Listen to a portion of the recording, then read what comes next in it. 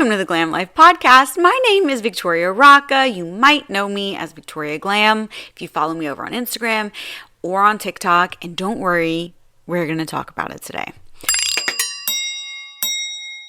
Before we hop into everything, let's just catch up a little bit because I haven't spoken to you like friend to friend in a minute. Something very exciting and also super annoying is happening this week in my town. I live very, very, very south in Louisiana. Almost never see snow. Almost. Now, this picture of my children in snow in my front yard was a few years ago. It's also the most amount of snow that we've had in the last 20 or 30 years. On Tuesday or Wednesday of this week, so tomorrow or the next day, we're going to have possibly 3 inches of snow in our town. I don't believe it. I don't believe it for a second. I do think everything's going to be closed. Matter of fact, schools closed, businesses are closed, roads are closed because no one in Louisiana knows how to drive on ice. We have no salt for the roads or anything, so which means 3 days out of work, which means rescheduling 3 days worth of clients. So it is kind of a pain. However, I do have something going on that I lovingly call the Mindy Project. Do you remember the Mindy Project with Mindy Kaling? It's different though, because it has nothing to do with Mindy Kaling. It's my best friend, Mindy, one of my best friends. She is a master quilter. She's going to laugh when I call her a master quilter, and she will swear up and down that she is not a master because she's very self-deprecating and super humble, but she is an amazing quilter. And she inspired me, and so did TikTok, to start quilting on my own. I'm making a quilt. And when I went to Joann's and got the fabric, I was really excited. And then when I actually saw the fabric all together laid out in the pattern, I did not like it. So I am giving this to my mother, who is going to love it. The Mindy Project is what I will be working on these snow days. Anyway, you didn't come here to hear me babble. Thanks for the catch up. Let's talk about TikTok inspiring us to do things. TikTok has been inspired. I've been doing a lot of research, and by research I mean scrolling on TikTok and listening to what people on the app are actually saying, as well as listening to and watching news reports about the people who are trying to ban this app. And it does look like it is the end of TikTok, right? So once it started looking like this was actually going to go through, Americans got upset and they decided that there was an us and them mentality. So they decided to go and find another app where they could really stick it to the man, right? And that became this app, this Chinese-owned app called Rednote, which is also called Shihongshu. I may have said that wrong.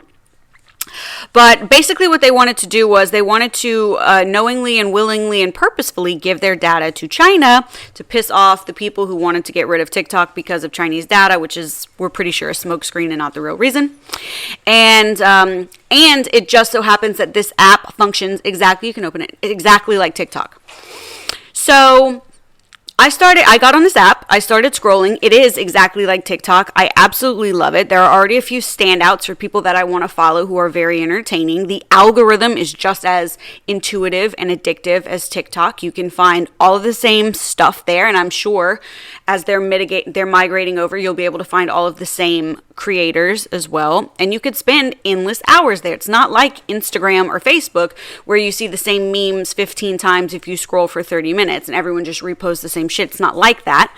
It is literally endless videos on the topics you want to see. And the algorithm pays attention, and if it notices that you're skipping those videos now, it moves on to the next subject that you tend to pay attention to. Very, very user intuitive. Now, so I do think, if there is in fact a for sure ban on that app and we can't use it anymore, I think that Rednote is definitely number one in the running to replace it. I don't think that your people are going to go back to Instagram.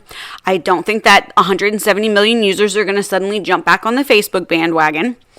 I think that if you want to take advantage of this, this is how I would use it.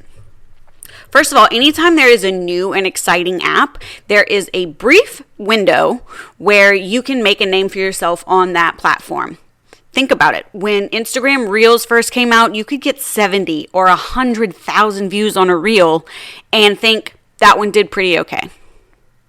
Now you can't even get 200 views on a reel. That's just depressing, 200. But yeah, you used to be able to get thousands and thousands of views. I have one reel that has over almost 600,000 views and climbing, and it's the simplest thing. It's just an aerial view of me setting up my tray. You see my hand and you see implements go on my tray. It lasts maybe 10 seconds, and it's like a Christmas song, but it's done with bells, doon doon doon doon doon, and that's it. 600,000 views. It's from 2022, but it's still going. But that's such a rare thing that doesn't happen anymore. You can't get that to happen. When TikTok first started, you could rake in followers like nobody's business, and then people were capitalizing on that. You had 100,000, 200,000, 300,000 followers. There are multiple people I can think of with 500 to 2 million followers, 500,000 to 2 million followers over on TikTok. It's much harder to get that reach now. It's much harder to get that many followers now. And people don't really go on the following page on TikTok. They're on the For You page. So if I'm not talking about trending topics that they care about, I'm probably not popping up in the FYP even though they follow me. That's okay, because on Instagram, you don't see the people you follow anyway. They've made sure of that. Which is interesting because when you post, you're also not seen by new audiences a whole bunch. Which means that they're throttling your reach so tightly that you're actually only being seen by maybe the same 50 people over and over and over again. So your ads that you're spending so much, and don't kid yourself, anything that you're creating on there for your beauty business is in fact an ad. It's almost fruitless unless you're going to pay them, and that's the whole point. So I've said this before. If you're tired of me saying it, just skip about 30 or 45 seconds. I view social media as drugs. And the people who own social media companies are drug dealers. And they give you a free sample at first to get you hooked. So you get thousands and thousands of views. You get all these followers. You get the euphoria of every time you open the app, you see notifications and you think, oh my God, I'm finally doing it. I'm getting traction for my business. This is great. How many of those are you actually closing? I don't know, but that's a separate conversation. That is a sales conversation. And I would love to have it with you. DM me at victoria.glam. But the leads are there, right? They're giving them to you. You get the views, you get the reach, you get the brand awareness. And then slowly they start pulling it back until you're saying, come on, man, I need this reel to work. I need people to see this. I worked so hard on it. It looks so good. I need people to see this. I need those red notifications. And they take them away and they say, well, you could still have them. You just got to pay for them. And let's be honest, it's not that big of an ask, is it? Because they've poured millions of dollars into this platform to make it a thing, and you use it for free, and you're earning a living off of it. And traditionally, over the last 50, 60, 70 years, we've always paid for ads. We've always paid for ad space. We pay for billboards. We pay for ads on TV. We pay for solicitors who call you on the phone. We pay to send stuff out in the mail. We pay for stuff in the phone book back in the day. We've always paid for ad space. But they were giving it to us for free, and it was free to sign up, and people clicked follow. They want to see my stuff. Yeah, but Mark Zuckerberg wants to get paid. So if you can get in that little sweet spot before people start monetizing the platform, if you can make it before they do, essentially, you can actually build up a really big community for yourself and set yourself up for later. And let's not even get into yet that you need to own your traffic. Let's hold that until later. But so that is my idea. If this comes to fruition, I think that's the place that we're going. Red Note. I think it's very user intuitive. I think it's incredibly addictive. People are going to be on the platform for long amounts of time, and they are craving content, American English content. There's a big craving for it from these 170 million users who are now trying to swap to a new platform. And it's a free-for-all, right? It's like we were in this line at the grocery store, and they said, hey, this line's closed, lane 3 is open, and everyone rushes to lane 3 trying to get a better spot in line than what they had before.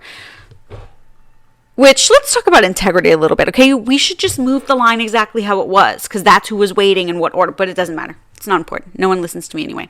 So when you get there, what are we posting? Are we posting to our ideal client?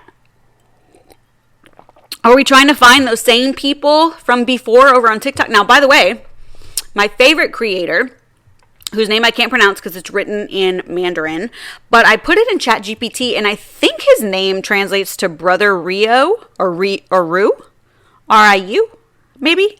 He posted something very helpful that shows you how to go on TikTok, download your data as a zip file, and then go back to this website where you upload your data to RedNote, and then supposedly it's all there. I haven't done it yet successfully, but it looked really simple actually.